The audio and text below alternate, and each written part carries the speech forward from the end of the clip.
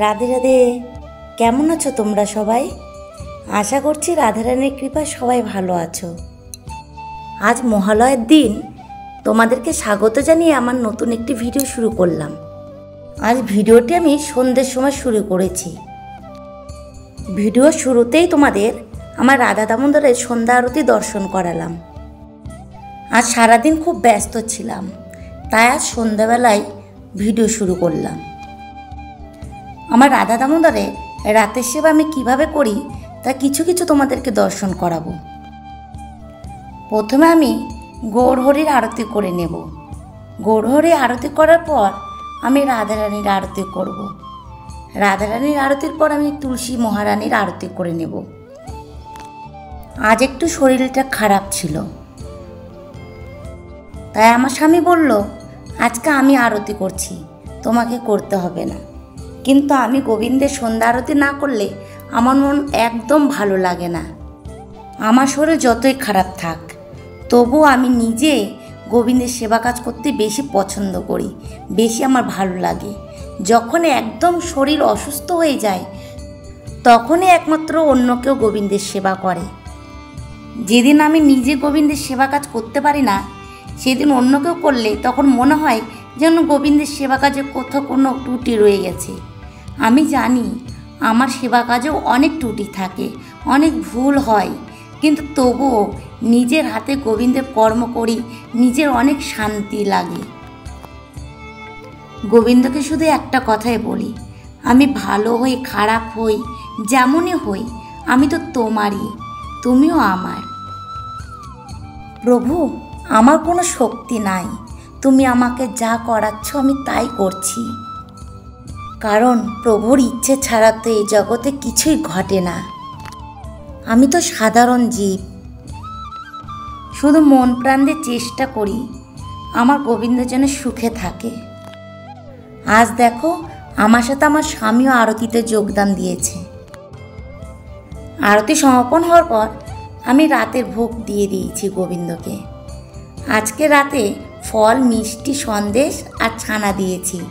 অন্যদিন তো তোমরা দেখো আমি দুধ দিই, কিন্তু আশ্বিন মাসে দুধ খেতে নেই, এই জন্য আমি গোবিন্দকেও দুধ দিইনি, ছানা করে দিয়েছি। কোনো দিন ক্ষীর করে দিই, কোনো দিন ছানা করে দিই, কোনো দিন পায়েস করে দিই। আশ্বিন মাসে দুধ সেবা করা যায় না, কিন্তু দুধের সব কিছু তৈরি করে গোবিন্দকে সেবা দেওয়া যায়। পায়েস করে দেওয়া যাবে, ক্ষীর করে দেওয়া যাবে, দুধের যে কোনো কিছুই তৈরি করে গোবিন্দকে সেবা দেওয়া যাবে, শুধুমাত্র দুধটুকু নেওয়া যাবে না। গোবিন্দকে সেবা দেওয়ার পর আমি সবার চরণ থেকে ফুল তুলসীগুলো সরিয়ে নিলাম। এখন দেখো আমার গৌরহরিকে শয়ন দিয়ে দেব।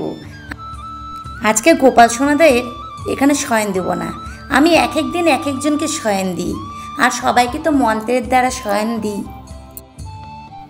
এই গৌরহরি কিভাবে আমার কাছে এসেছে তোমাদেরকে বলছি। গৌরহরি আর নিতাই চাঁদ আমার এখানে ঘুরতে এসেছিল। সে ভক্ত অনেক দিন ধরে এখানে রেখে দিয়েছিল, প্রায় 1-1.5 বছর। একদিন সেই ভক্ত এসে আমাকে হঠাৎ করে বলল, তোমাকে এই আমার গৌর আর নিতাই দিয়ে দিলাম, তুমি তাদের ভজন করো। আমি তো শুনে খুবই খুশি হয়েছি যে প্রভু আমার কাছে এসেছে, আমার কাছে থাকবে বলে।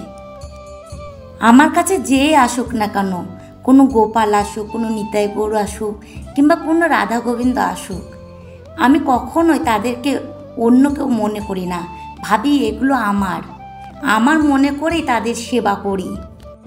আর পুজোর মধ্যে আরও 2টো গোপাল এসেছে, রাধা গোবিন্দ এসেছে, নিতাই গৌর এসেছে, তোমাদেরকে দর্শন করাবো। তারা এখানে এসেছে অঙ্গরাগ করার জন্য। আর এই দেখো, এ হচ্ছে আমার মাধব। এই মাধব একজন ভক্ত আমাকে দান করেছে। আমার এখানে পুজোর মধ্যে হোক আর অন্য সময় হোক, গোপাল, রাধা গোবিন্দ, নিতাই গৌর, ওরা সবাই এখানে আসে। কেন জানো? অঙ্গরাগ করার জন্য। আমার তো তাদের সেবা করতে খুব ভালো লাগে, খুব আনন্দ লাগে। এখন দেখো আমার গোবিন্দের বাঁশিটিও শয়ন দিয়ে দিলাম। এখানে দেখো এই ঝাড়ির মধ্যে করে আমি গিরিধারীর জন্য জল রেখে দেব।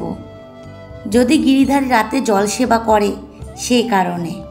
আর জলের মধ্যে অবশ্যই তুলসী পাতা দিয়ে দেব, কারণ তুলসী ছাড়া তো প্রভু কখনো জল সেবা করবে না কিংবা অন্য কিছু সেবা করে না। আমাদেরও যেমন রাত্রেবেলা কখনো কখনো জল সেবা করতে হয়, তেমন গোবিন্দেরও জল সেবা করতে হয়। সে কারণে অবশ্যই রাতে জল রেখে দিতে হয় গোবিন্দের কাছে। আর এখন আমি পর্দা টেনে দেব, সবাইকে শয়ন দিয়ে দিলাম। শয়ন দেওয়ার পর আমি মন্দিরের সব বাতিগুলো নিভিয়ে দেব।